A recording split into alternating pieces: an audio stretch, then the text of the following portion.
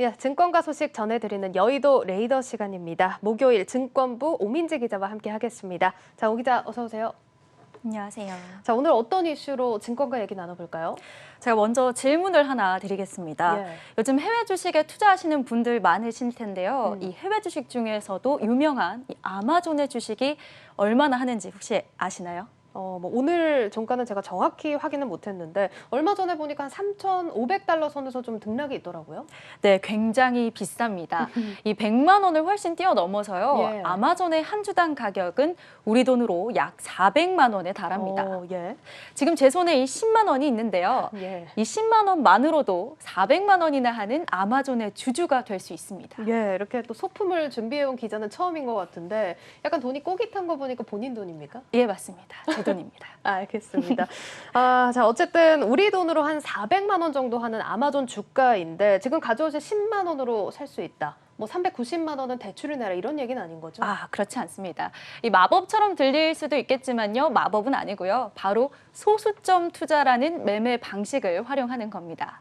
이 아마존처럼 주당 가격이 높은 주식을 소수점 단위로 매매하는 건데요. 예. 오늘은 이 소수점 투자에 대해 얘기해 보려고 합니다. 예, 그러니까 지금 뭐 아마존을 예시로 들어주셨지만 한 주당 가격이 400만 원인데 이게 한 주를 사는 건 가격적으로 부담이 되니까 뭐 0.1주, 0.5주 그렇죠. 이렇게 나눠서 구매를 한다는 얘기인 거죠? 네, 맞습니다. 이 소수점 투자는 지난 2019년 금융규제 샌드박스의 일환으로 해외 주식에 한해서 주식을 한 주보다 더 작은 단위로 쪼개어서 구매할 수 있는 투자 방식입니다. 예. 이렇게 투자자들이 쪼개어서 구매를 하면요, 증권사에서 온전한 한 주를 만들어 주식을 구매하는 겁니다. 예. 이 소수점 투자는 특히 젊은 세대들을 중심으로 좀 화제를 모았는데요. 목돈 마련이 어려운 MZ세대도 미국의 알파벳이나 구글과 같은 우량주와 같이 비싼 주식을 구매할 수 있기 때문입니다. 관련해서 직접 이야기를 들어봤는데요. 20대 투자자의 인터뷰 함께 보시겠습니다. 소수점 투자라고 해서 이제 큰 금액 엄청 비싼 주식들, 예를 들어서 알파벳 같은 주식들을 5천 원이나 10,000원 그런 걸 통해서 이제 구매를 했던 것 같아요.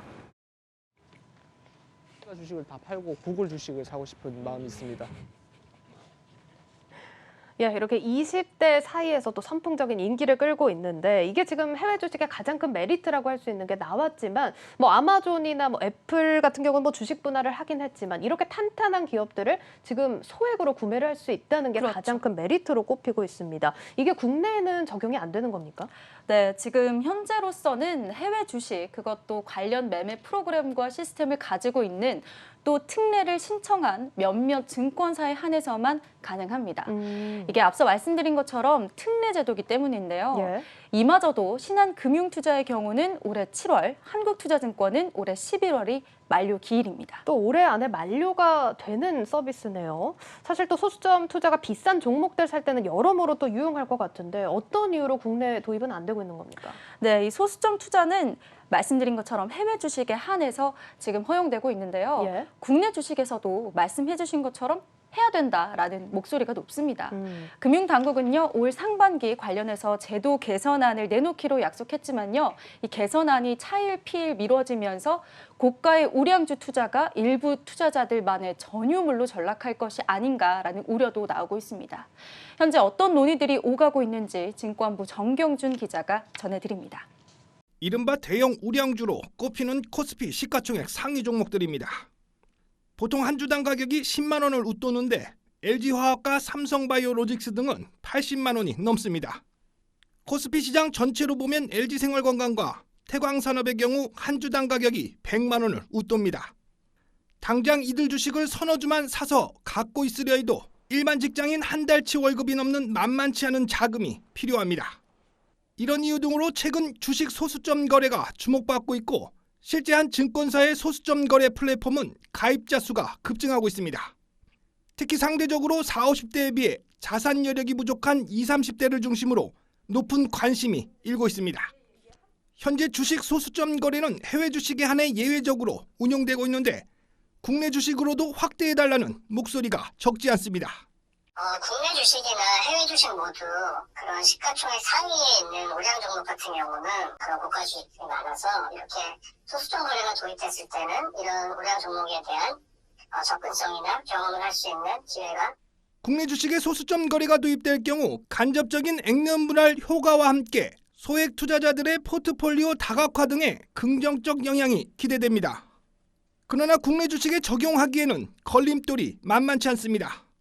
현행 한 주 단위로 규정된 예탁결제 등 거래 시스템 전면 수정을 비롯해 한 주를 기본 단위로 한 상법의 주주권리 문제, 가령 배당 지급이나 의결권 행사 등의 기준 변경 등 전면적인 관련법 제정비가 선행돼야 합니다. 특히 문제는 비용 대비 효과, 즉 편익 측면에서 아직 계산이 명확치 않다는 점입니다. 현행 법령과 거래 시스템 등을 전면 재편하는 작업이 필요한데 이에 반해 효과는 그리 크지 않을 수 있다는 점입니다.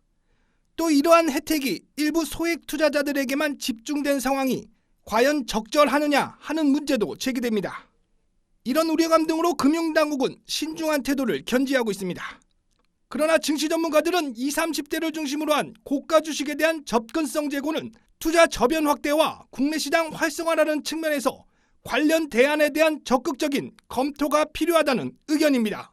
젊은 세대들이 더 많은 유인을 받을 수 있게끔 이제 세제 혜택이 가능한 장기 투자용 계좌를 좀 활성화시킨다. 적극적으로 여러 가지 금융 상품이나 자산 관리 서비스들을 활성화시킬 수밖에 없는 거죠. 여러 금융 투자 상품에 대한 접근성과 이제 용이성 그런 노력들이 필요하지 않을까.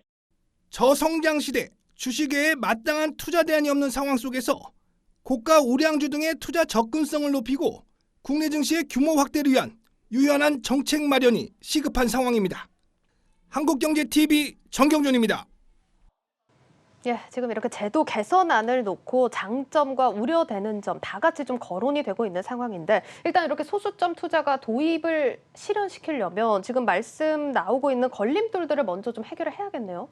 네, 앞선 리포트에서도 확인하실 수 있지만요. 이 비용 대비 편익, 그러니까 실제로 실효성이 얼마나 있는가가 중요한 문제입니다. 예. 제가 20대 투자자를 인터뷰하면서 얘기를 들어보니까요. 이 국내 주식은 해외 주식만큼 주당 가격이 높지 않고 예. 그래서 굳이 소수점 투자를 하지 않아도 될 것 같다. 뭐 이런 이야기도 하더라고요.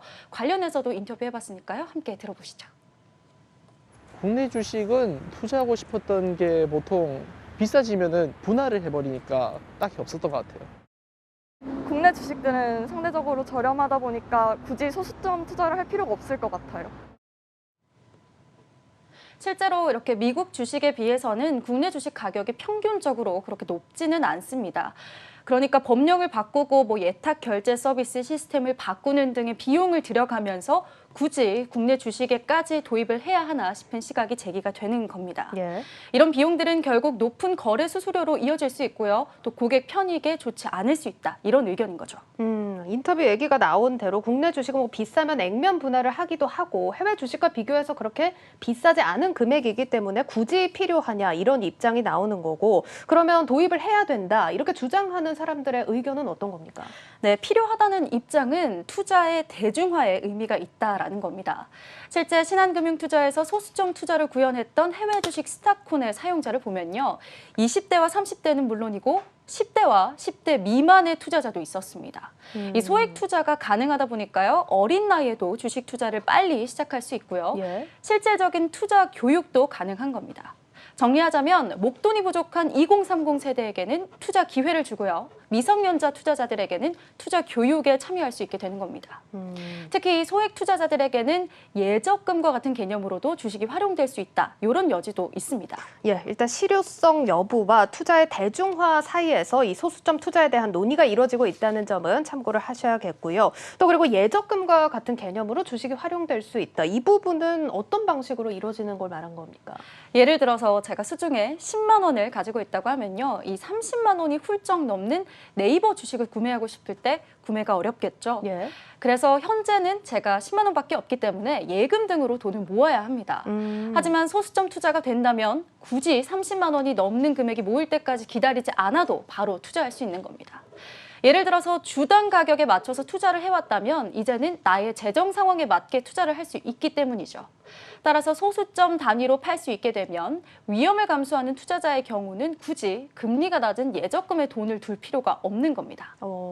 그러니까 이제 소액을 적금에 모아두는 게 아니라 투자를 활용해서 좀 보관이나 뭐 활용을 할 수 있다 이런 말씀인 거네요? 맞습니다. 그런 의미에서 보자면 진짜 투자의 범위가 좀 확 넓어지겠어요? 네, 그렇습니다.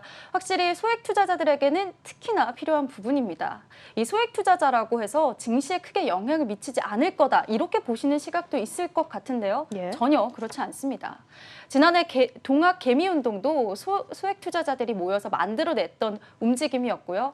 특히 젊은 2030 세대 소액 투자자들은 앞으로도 증시에 큰 손이 될 수 있기 때문입니다. 이렇게 증시의 저변을 넓힐 수 있는 겁니다. 예, 뭐 들어보면 좋은 점도 많고 또 우려가 되는 점도 많은 것 같은데 그래도 현행 제도로 자리를 잡기까지는 좀 시간이 걸릴 것 같습니다. 좀 다른 대안은 없을까요? 이 대안으로 한 가지 제시되는 게 있는데요. 바로 수익 증권 신탁의 형태입니다. 마치 펀드처럼 증권사가 투자자들의 돈을 받아서 주식을 사는 방식인데요.